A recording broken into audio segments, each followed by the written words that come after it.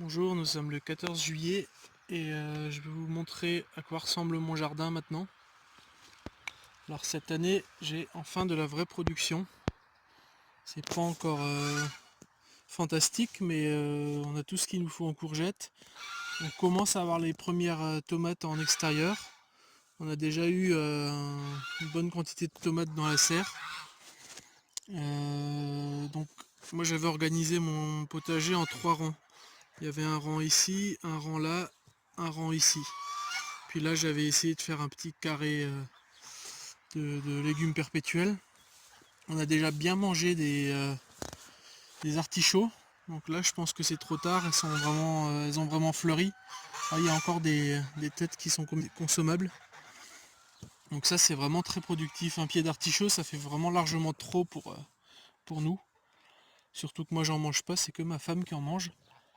Donc ici, à part les tomates, j'ai des courgettes, j'ai des aubergines, des poivrons, donc aubergines et poivrons qui n'ont pas encore produit. J'ai planté des salades que j'ai mangées il y a déjà assez longtemps entre les autres pieds parce que les salades ça pousse plus vite. Donc on peut assez facilement les planter à des endroits qui maintenant sont plus accessibles mais qui avant étaient très vides. J'ai mis quelques œillets d'Inde aussi pour les insectes.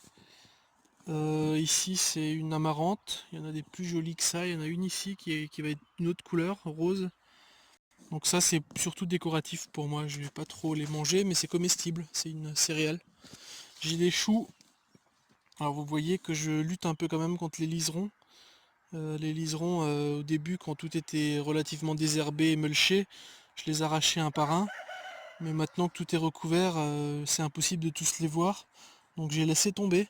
Je les arrache que quand ils deviennent envahissants. Donc celui-là, je vais un peu le nettoyer, le chou là. Donc vous pouvez voir une courgette à cueillir demain. Il y avait une courgette à cueillir ce matin par ici, par là. Les tomates sont principalement blanches encore, mais j'en ai vu une rouge hier. J'ai des tournesols aussi. Là, il y a une courge sauvage. Au début, je laissais pousser en me disant que c'était peut-être une courgette, mais c'est une courge. Du coup, toute l'allée là va être recouverte de courges. Il va falloir que je la zigouille. De toute façon, je sais pas ce que c'est comme courge. On n'est pas très à l'aise à l'idée de manger des courges sauvages. Il y a toujours un risque qu'elles se pollinisent avec des courges toxiques. Donc courgettes, tournesol. Là, je vous ai montré les haricots. Je sais pas s'ils sont bons à cueillir ou si on va attendre encore un peu. Il y en a un ou deux à cueillir ici. Donc ça c'est les haricots nains que j'ai parsemés un peu partout entre les autres. Donc là ils vont être de plus en plus difficiles à trouver à cause de la croissance des courgettes et des tomates. Encore plus de choux par ici. Alors je veux bien si vous dans les commentaires, si vous êtes un spécialiste des choux-fleurs, me dire qu'est-ce que je fais mal avec les choux-fleurs. Parce que j'arrive pas à en avoir des bons. En gros, il y a quelques semaines, il était vraiment tout minuscule, je voulais pas le cueillir. Et il est passé du minuscule à violet, et de violet à comme ça, donc il a monté. Donc pourquoi est-ce que mes choux-fleurs sont pas des beaux choux bien comme on les achète dans le commerce? Est-ce qu'il faudrait vraiment que je les cueille plus tôt quand ils sont blancs, même s'ils sont petits? Parce que là clairement c'est plus un chou-fleur là. Euh, bon, les autres choux ils vont prendre plus longtemps. C'est des choux paumés pour faire des choucroutes ou des choux rouges. Donc vous voyez les tomates là. Ici il y a le coin, c'est plus ou moins une mille-pas. Donc courge, haricots et maïs. Et c'est pas une bonne mille-pas. Normalement il faudrait espacer les maïs beaucoup plus, avoir une grosse zone quasiment impénétrable. Il faudrait que les haricots soient des haricots, pas des haricots mange-tout, mais ceux dont on mange les grains.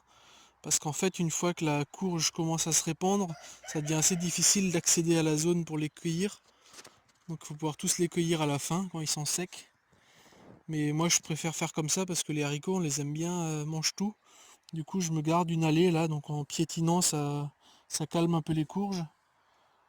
Tiens, il y a quelque chose qui pousse ici. Est-ce que c'est une butternut? On dirait, ouais. Donc ça c'est du chou kale, encore de la courgette. Ici c'est soit de butternut, soit de potimarron, soit... qu'est-ce que j'ai mis d'autre? Je crois que c'est tout dans les courges. Donc voilà le petit coin ici. Vous pouvez voir que la pépinière se porte bien aussi.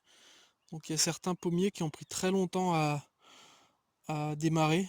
Mais là c'est bon, ils ont démarré. Il reste 2-3 échecs, mais je pense que je suis au-dessus de 66% de réussite, 2 tiers sur les pommes. Et sur les poires c'est du 100%. Et sur les pruniers c'est 100% sur une des variétés et 20% sur l'autre. Donc je dois avoir une mauvaise source pour mes reines Claude vertes. Il n'y en a que 2 qui sont partis. Alors que les reines Claude Doulin sont vraiment partis bien fort. Là il y a une courge qui sort de la serre. Donc elle est vraiment, elle a ses racines dans la serre et je l'ai fait sortir par la fenêtre quand j'ai vu qu'elle devenait vraiment exubérante. Et ça ressemble à ça ici. Donc c'est une courge sauvage aussi que je garde pour le test. Si ça marche vraiment bien, l'an prochain j'en mettrai une courge très tôt dans l'année. Donc beaucoup plus tôt que celle que je mets en plein air. Parce qu'elle a pu tranquillement pousser à l'intérieur. Et puis au moment où les autres démarraient à peine, elle sortait déjà. Et là maintenant elle est vraiment gigantesque. Donc si j'arrivais à faire ça avec une butternut ou un potimarron, ça serait génial. On va voir l'intérieur de la serre peut-être. Ici je suis envahi par la menthe. C'est un coin qui n'est pas encore bien exploité, dans lequel je pourrais planter d'autres choses. On a un public. Voilà, donc l'intérieur de la serre, les patates sont récoltées. J'ai récolté les dernières ce matin. Donc c'était les patates sous mulch. Ça fait 2-3 belles cagettes. Et c'était vraiment très facile à récolter là dans cette. J'ai pas eu à creuser dans la terre. Ça c'est le pied de tomate qui m'a déjà donné quelques bonnes tomates rouges. C'est une variété qui s'appelle Grégory Altaï et qui est bien grosse, qui se coupe très finement. La peau est vraiment dense et il y a peu de flotte dedans. Enfin c'est une très très bonne tomate. Très bonne tomate en salade ou à couper. Donc, j'ai 2-3 autres variétés. J'ai une variété qui s'appelle Eros et une variété qui s'appelle Gruchuka. On a une autre ici qui se fait recouvrir par la courge. Il va falloir que je taille la courge parce que l'intérieur de la serre ça m'intéresse pas de la voir. Voilà, je viens de cueillir tous les oignons. J'ai pas encore cueilli les ails. J'ai cueilli depuis longtemps toutes les fèves qui étaient ici. Je les ai arrachées pour laisser de la place aux tomates qui émergeaient au milieu. Et là j'ai une espèce de problème de menthe et de liseron. Et comme il n'y a plus rien dans cette zone, je garde juste les pieds des tomates tranquillement aérés.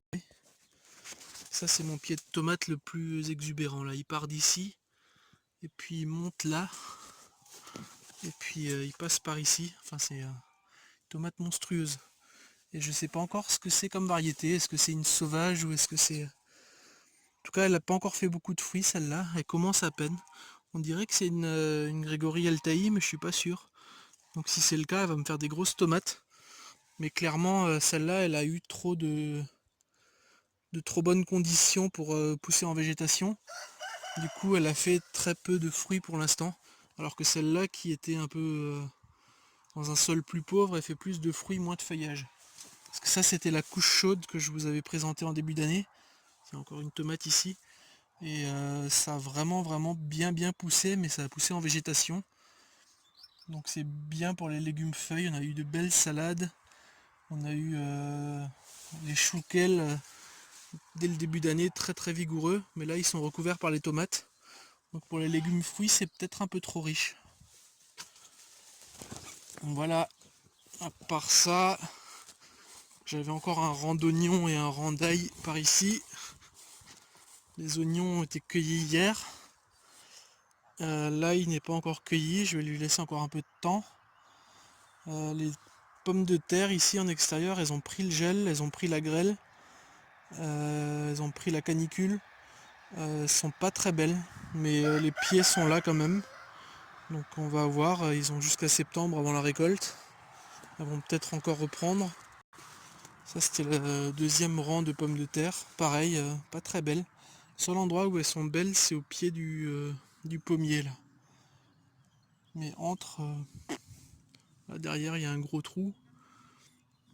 Ce qu'on voit ici c'est un cardon que j'aurais dû cueillir l'an dernier que j'ai pas cueilli. Donc on le laisse pousser, c'est joli aussi.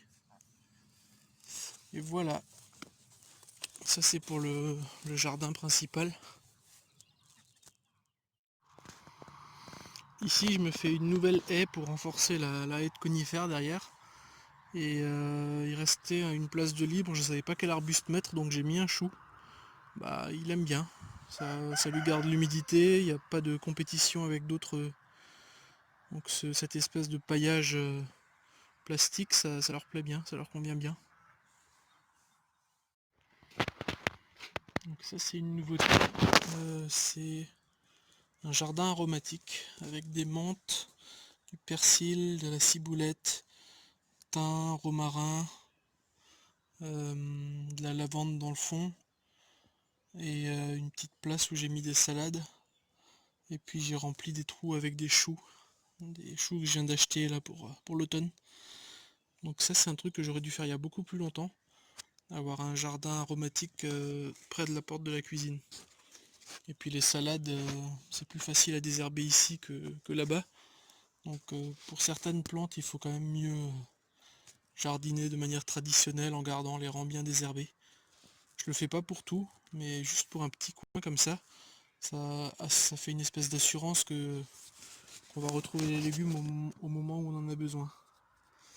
Donc moi idéalement un jardin en permaculture ça serait vraiment près de la porte d'entrée, donc il faudrait que toute cette zone là soit potagère.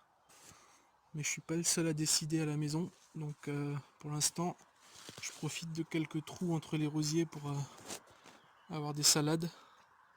Celles-là elles sont pas bien belles, mais c'est parce que je viens de les repiquer et elles viennent de jardinerie, donc ça change carrément les conditions entre la jardinerie à l'ombre, irriguée toute la journée, et la pleine terre, mais elles vont repartir.